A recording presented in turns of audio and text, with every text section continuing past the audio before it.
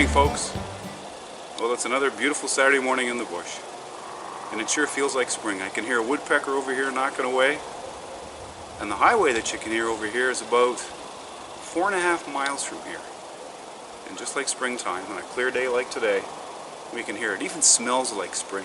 And if I look at the trees, the hop hornbeam, the ironwood, the buds look ready to break, the bitternut hickory buds look like they're about to pop. I realize they have a long ways to go yet, but maybe I'm an optimist.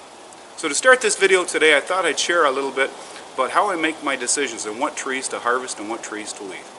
So this is primarily a maple sugar bush in southern Ontario. For it to be healthy, it needs a good cross-section of population, of diameter, of size of trees. Everything from seedlings to broomstick size to fair size, 20 inches plus. This tree here is the first tree I'm going to harvest today. Two places that help me make the decision to harvest this tree.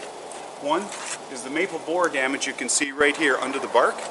The maple borer is a longhorn beetle that burrows in the tree, lays its eggs, and as the larvae hatch, they go around the tree and girdle it and effectively kill that part of the tree. Now in some cases a healthy maple tree can grow over it, but in a lot of cases, the first thing that you notice is the bark is beginning to crack there. I can actually see underneath the bark and see bare wood. And then what happens is the tree continues to grow. No longer is the wood shielded from the weather, so of course it starts to decay and the top will break off. But also on this tree, further up, you see a big crook in the tree. There's a big bend. So 20 years from now, I would say 10 years from now, the woods won't be a better place because of this tree. So if I remove it, I'll reduce some of the competition of the other small trees around it for sunlight, for nutrients, for water, and I'll just speed up their growth. Here's another tree we're going to harvest. It's about 14 inches in diameter at the butt. As you can see, it has a large hole there. 10 years from now, that tree probably won't even be here. The top will break off in a windstorm. So we'll harvest it, and again, we'll just reduce the competition for the surrounding trees.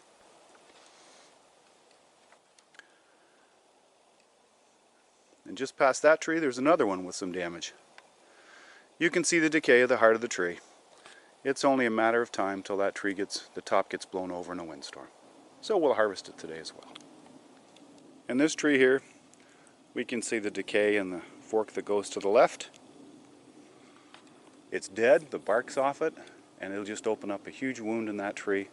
It'll be open to the weather, so we'll harvest that tree today as well. And up high, you can see the damage there. It's only a matter of time before that top breaks off. And to the right of the previous tree we just talked about, there's another maple that's about 12 inches in diameter. And there you can see the obvious damage. The bark's off, the heart of the tree's decayed, and the top of that tree is going to come down as well. Well, we've made a decision on a few trees. Guess we should get to work if we're going to actually accomplish something here today.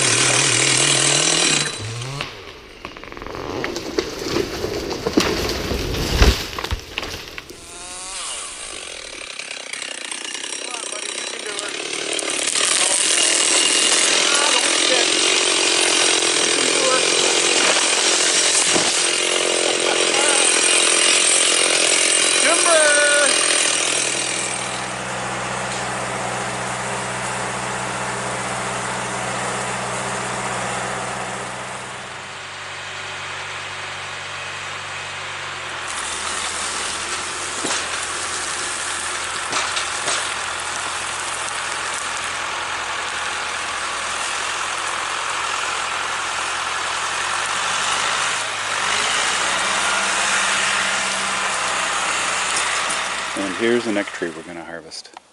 And if we look here, we can see that the bark is split, but healed back up. However, if we look further up the tree,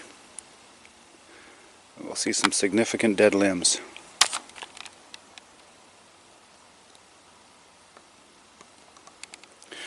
The nickname Widowmaker for those limbs is sure an apt name, because when you're cutting a tree and the vibrations go up, and often when the tree first starts to fall, one of those limbs can come down with a lot of energy and do a lot of damage if it hits you on the head or somewhere serious.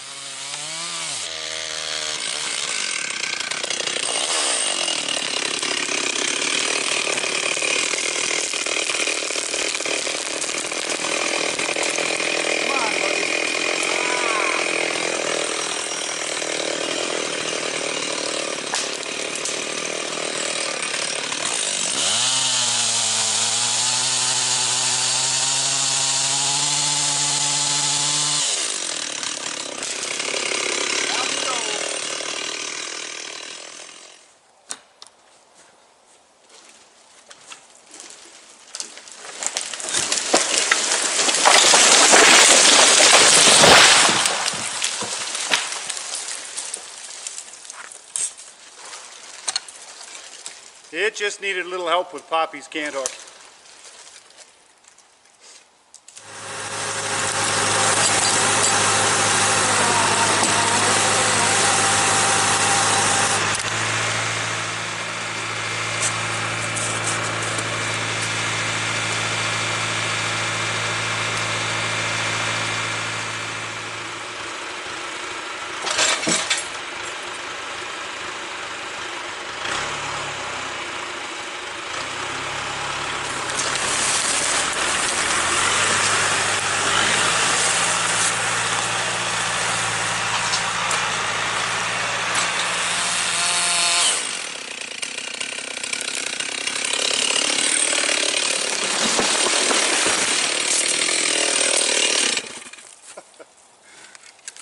That was just a little timber, that one.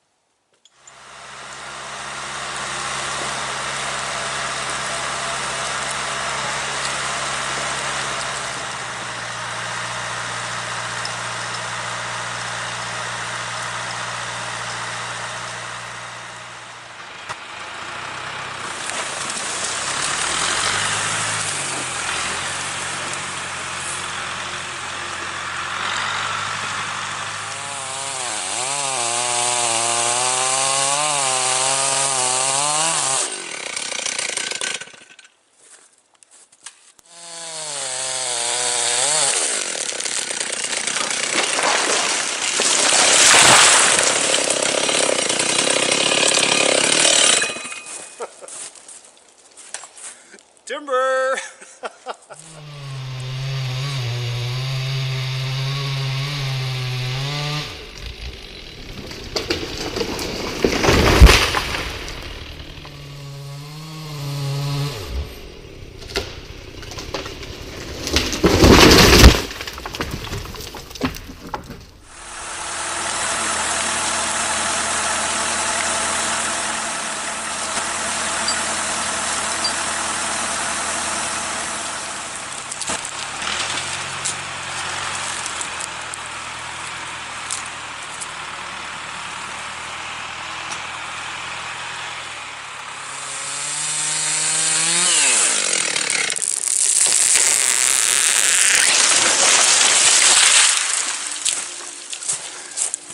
And another timber.